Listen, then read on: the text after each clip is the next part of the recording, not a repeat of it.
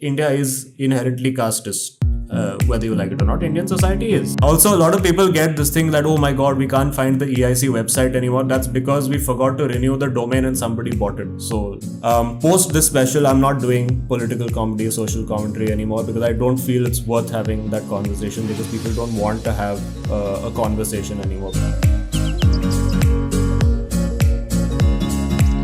Hello, this is your host Bhanish Kapil, and our guest for today's episode of the Dead End Chat Room is writer, comedian, and Manchester United fan Azim Banatwala. Yes, I am. As you can see from the curtains, he is not lying. How are you doing today, Azim? Good. A bit nervous, a bit anxious because there's a special out, and yeah, let's see how it goes. And before we get on to more serious stuff, how weird was it to find yourself cheering for Chelsea in a Champions League final? See, as long as anybody apart from Liverpool or City wins, I am absolutely fine with it. So Chelsea is Zindabad. Yeah, we pretty much become Arsenal now. Yeah, we became Arsenal 4 years ago. Before we lose all the non-football fans, let's get to the big ticket item. You've got a new special coming out, and it's called Between the Lines. So tell us a bit more about it. I don't know. So it's a show that I started writing 2.5 years ago. And I think a lot of the material that I write, or at least the shows that I've written over the last, this show and the last show Problems, had a bit of structure, a bit of narrative to it. And this show, I wanted to do something which, so it's become fashionable, so to speak, for the comic to be anti-right-wing and we have to only bitch about the right and everything that we do and take down the government and all that. But I was like, there's plenty of stuff to talk about in the left as well. So this is sort of an equal opportunity takedown of both sides in many ways. Okay. And so you said you wrote this started writing it 2.5 years ago. Yeah. So, I mean, how did the lockdown affect that? Were you able to take it out on the road for long enough? Or were you workshopping it virtually? Honestly. Yeah, I mean, I think the show was ready in a sense a year ago, and there's been a lot of fine tuning that happened post the pandemic. And I was, in fact, in the middle of touring it when the pandemic happened. I was doing a tour of Southeast Asia, and just after that, immediately I came back home, and after that, everything was cancelled. Doing it on Zoom, and obviously that was the first time for all of us doing shows on Zoom, so that felt a little bit weird. And during the first lockdown, I was like, no, I'm this purist person. I will not do these Zoom shows. It's all nonsense. But by second lockdown, I was like, nahi, abhi paisa kamana padega. So that's where it is. Your last show, Problems, you were a little bit more serious, a bit angrier, and a bit more pointed in what you were talking about than earlier. So what sort of evolution can we see on this one now? I think you will find shades and bits of anger. I think most of the material that I have written does come from a place that starts with anger, and as I process it becomes comedy, which is why you'll see a lot of the things like driving features very heavily on all my material because I get very angry and I have major road rage while driving. So most of Problems was written in my car, if I'm being honest, just seeing the nonsense happening on the roads around me. And I think over here, a lot of my anger and maybe anxiety over the last couple of years has come from seeing people and how they behave and how vicious they are on the internet to anybody who they disagree with. And that was mainly where this show came from. It's, as I established at the top of the show, it's about inspired from messages that I've received from various people on social media. And that's where this show started from. So yeah, like you said, you also take aim at both the sort of left-wing trolls and the right-wing trolls. It's quite obvious that both exist. But do you think sometimes there is this sense of this worry that people might think you're making a false equivalence? In the sense that one set of trolls is much more damaging and dangerous than the other at this point. I mean, it depends on what kind of damage you're talking about. I think one damages you physically, the other damages you mentally.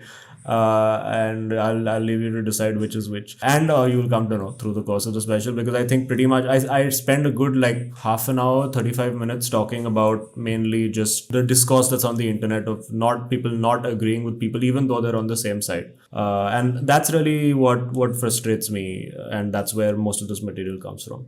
Yeah, I think social media has a tendency to sort of incentivize and reward you to take the most extreme position that you can. Yeah. Right? Because that's what gets you engagement. Yeah, at the end of the day, we're all looking for attention and validation. So as I said, comedians do it through jokes, and people on social media do it through whatever gets you the currency of the day. But talking about like, so we had recently the Neville Shah case where people are digging up old videos, and you put out a long thread talking about the difference between someone being casteist and someone making a casteist joke. But what's interesting to me is the way you said it was you didn't say a casteist joke, you said a shit joke. So in a sense, you know, I feel like I agree with much of what was said. I don't agree with calls for anyone to be arrested for a joke. But I feel like you skirted around the main issue, which is there a lack of awareness, and because of that, a lack of sensitivity around caste in Indian comedy? Of course. And is this a time to have that conversation? Is what I'm saying. Like, should we now be having that conversation more publicly or more, rigorously? Yeah, I mean, I think there is a time for all conversation. I think we have to accept at some point, and all of us have different times and different exposure to people and life experiences to realize the fact that India is inherently casteist. Whether you like it or not, Indian society is. And I am casteist, you have been casteist at some point in time in your life. And everyone, some people will meet the right people, will read the right materials, will be checked at the right time, and some people will go through their life without it. So that's pretty much what it is. I mean, there is a reality out there. That there is obviously a system that is flawed and broken over centuries. And my point is that sitting and taking your entire ire of that system against a comedian is what is the problem for me. Yeah, I don't disagree with that. But, you know, even now, the way you frame that problem, I see one issue there, which is, you know, you're talking about everybody was casteist at one point and then everybody learned. But that doesn't apply to people who actually have to deal with casteism, right? So even your idea, your self-image, your perception of the comedy world is largely upper caste. You're not, when you think of the comedian experience or your friend's experience, you're still looking at it from a very singular lens, which is that everyone you knew had to learn about casteism because they come from this privileged post-caste space. And people who have to deal with caste every day don't have to. So there is a problem of diversity, right? Because you're not getting those perspectives in comedy, which is why everyone absolutely. Is that something that you think like we should be like comedians should be looking to address? Yeah, I mean, sure. I don't know why the entire world looks at comedians like we are the people who have to change the entire world. I mean, go to the 10,000 industries that make more money than comedy and ask them to make systemic changes before putting the entire onus of it on us. And I mean, and that's also a reason why post this special, I'm not doing political comedy, social commentary anymore, because I don't feel it's worth having that conversation, because people don't want to have a conversation anymore. People come to a chat or a conversation with a set idea of what they want in mind, and that's what they want to leave with. And I am either too tired or too old to have that fight over and over again. Will you be going out with a bang in terms of political comedy? Like, are you pulling out all the stops? Let's see. I've done a few interesting things with this show. You'll see in time. There's certain things that I wanted to say which I couldn't say for obviously legal reasons, which I said in the live show and are not there. And I've found a way of keeping them there but not keeping them there in the final show. So you'll see. So you chose to put this one out on YouTube. Yeah. And your earlier specials were out on OTT. So was it like, was there a reason you didn't want to give it to them, or were they not interested, or did you want to try a new I model? don't think there was an interest. I think we've been shopping the special around for probably a year. I guess because there's been a lot of censorship trouble for OTT platforms, and the fact that now it's under the broadcast ministry and all of that, that when like TV shows for minor infractions are getting into trouble and executives from Amazon are getting FIRs filed against them and people want them jailed and all of that.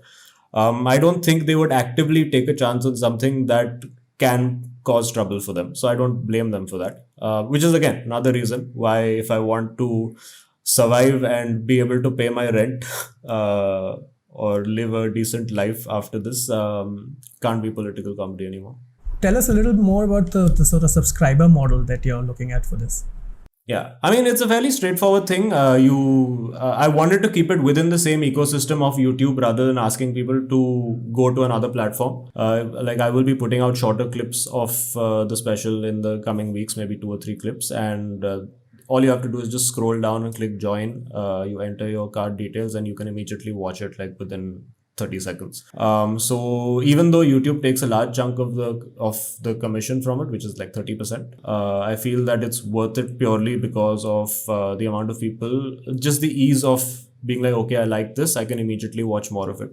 I think it would be more appealing as a consumer to me to do that way, and that's why I've made it more consumer centric. I think I would need maybe 3,000 or 4,000 people to take a membership and watch the show to break even on the production, and then we'll see about whether it's profitable at all. I think this was you, but I'm not 100% sure. But when they announced the new censorship rules for OTT, I think you tweeted that it was beginning of the end essentially.